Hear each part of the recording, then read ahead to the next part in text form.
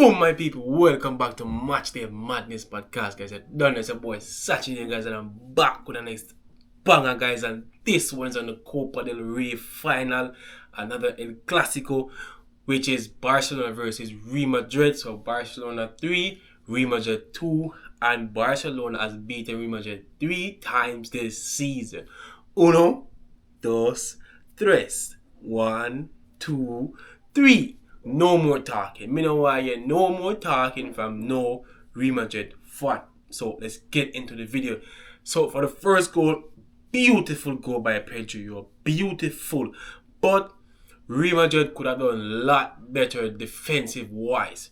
Reason being, before the first goal, Real Madrid had 4 players marking Lamine Yamal. And I get it. He's a very dangerous player, but where Yamal was on the pitch at that time, he wasn't at any danger to Real Madrid. He was already outside. But I get it, you guys don't want to take that risk. So, when Yamal was there, all he had to do was just cut the ball back on top of the D so that Pedro could have just come in and just kick the ball. But one thing, Pedro had to make sure that ball was on target because you know that if it wasn't, Courtois would have saved it. But the amount of time that Pedro had, he could have took a touch, he could have controlled it, and he could have even placed it, but he decided not to. He just hit it one time. So that was a beautiful first goal. And we all know Barcelona, bro. Once they scored that first goal, they're going to control that game. Trust me, they're going to control the entire game, and that's what they did in the first half. But to be honest, guys, I honestly think that Pedro doesn't get the credit that he deserved, and I get it. He's around a lot of good players, but he needs more credit. Pedro needs to be more. People need to be talking about Pedro a lot more than what they do about other players like Yamal and some other players. But Pedro, he needs to be in that talking box, yo. Trust me, Pedro deserves more credit. Trust me, he does. So that was basically it for the first half. Now going into the second half now, when Carlo Ancelotti made those 3 changes by Mbappe, Arda Güler, and Luka Modric. Those 3 changes changed the entire game, the entire second half. That was the only way Real Madrid could have got back in this game. And one thing that I realized with Mbappe that he did that I haven't seen him done in a good while. When you see Mbappe start drop deep, so players like Jude Bellingham and Mr. Jude Bellingham, bro.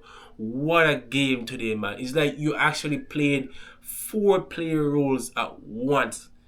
I'm not really a fan of you, but this game today, bro, I have to give you credit today. You actually played well.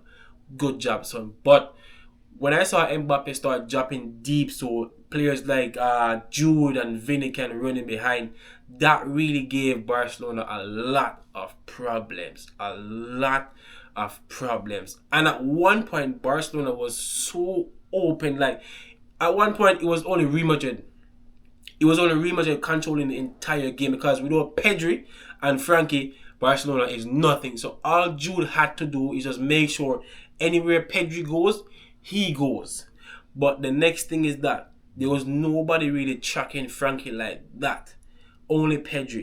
Only Jude was doing all the work in the midfield. Like what I've seen. As I said before, Jude was doing 4 player roles. But to be honest, Frankie, he's a very dangerous player, but everything really come from Pedro. Like Pedro is an engine. He calms on the game. He builds up plays. He breaks up plays. He does everything for that Barcelona team. So once you get Pedro out of that game, Barcelona is they're done.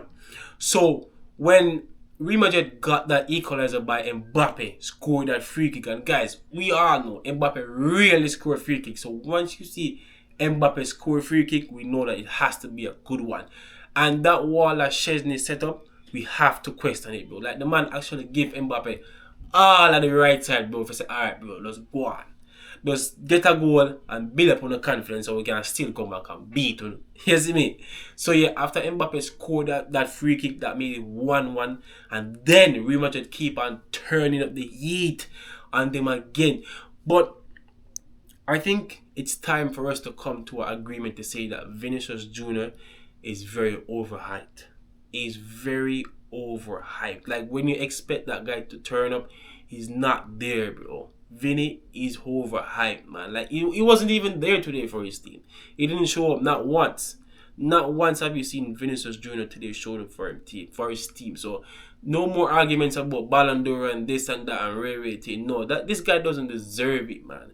Trust, he doesn't deserve it, Vinny. Like, you're not there for your team, bro. And I don't really care because the attitude that you have, that won't win you anything. So, after they got that goal, and then after that, I think they got a corner that Arda Güler kicked, and Tchouaméni scored a header. And then, to be honest, guys, at that point, I actually thought that Real Madrid would have went on and win that game. Trust me, because Barcelona players, they were looking so tired.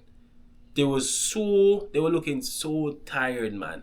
Trust me. So I thought that Real Madrid could have went on and win that game. But once again, these guys have proved me wrong, bro. Sorry. These guys, they have proved me wrong once again. I've been calling all my Barcelona fans to say, yo, you guys are going to lose this game. They're blah, blah, blah. I'm like, bro. They're telling me that, bro, relax. We're going to come back. We're going to win it. And they did. They did, yo. Trust me. They did. These guys surprised me again. Even last week, they did it against Celta Vigo in the La Liga. These guys were losing 3-1. 3-1. And the man them come back and win 4-3, bro. So this against a really down Real Madrid team, nothing for them. Piece of cake. Piece of cake for Barcelona, man. And for that second goal to make it 2-2 for Barcelona, what an assist by Lamine Yamal. The man actually come out in a Neymar cut. Prime Neymar Jr., bro. And the funny part of it is that the man actually cover him ear through the entire training. The man don't want nobody see him ear. The man don't want to take a picture or post it on Instagram or nothing. The man don't want nobody. The man actually cover him ear, yo. This kid is talented, man. Trust me. He's really, really talented. But I didn't really get that much from him today, even though we got the 2 assists. But I was expecting more from Yamal in this game today, bro. Trust me. But he got that assist for Ferran Torres. But guys, to be honest, we have to give Torres his credit because Torres stepped up for Lewandowski because he's injured. And for the past few games that Torres played, he scored. So we have to give Torres his credit for stepping up and filling those boots for Lewandowski. So Torres scored to make it 2-2. And the game ended 2-2 going into extra time. I think it was the first half finish. The first half finished 2-2 as well. And going into the second half of the extra time, both teams keep on attacking and this and that. And at one point, I was saying that, you know what, this game is going to go to penalty until, oh my God, until Barcelona got that goal by a player that nobody was expecting to be there at that particular time, which is Koundé, yo. What a banger, man. Trust me. But I have to blame Brahim Diaz, yo. Trust me. Diaz, I have to blame him. Reason being, that pass that Luka Modric gave you, it was a good pass, but you decided to back up off the ball so that Koundé could have stepped in and intercept that ball, take a touch, push the ball forward, hold up his head, and kick that ball, yo. Like, what a finish, man. Nobody was expecting Koundé to have a finish like that. And Koundé, yo, the amount of game Koundé play and man, them actually have so much energy, bro. We've actually got extra time, like almost 2 hours in a game Barcelona playing. And bear in mind, this is not really good for Barcelona because they have a very challenging game in the Champions League midweek against Inter Milan. So Barcelona playing so long, it's not really a good thing for them, yo. Trust me. I'm not really a Barcelona fan, but this for them, it's not good. Trust me, it's not really good. But Koundé stepped up and scored. What a beautiful goal, man. That made it 3-2, and Barcelona actually finished the game 3-2 to win the Copa del Rey final. But before I end this video, guys, it's very, very concerning about Rodrigo.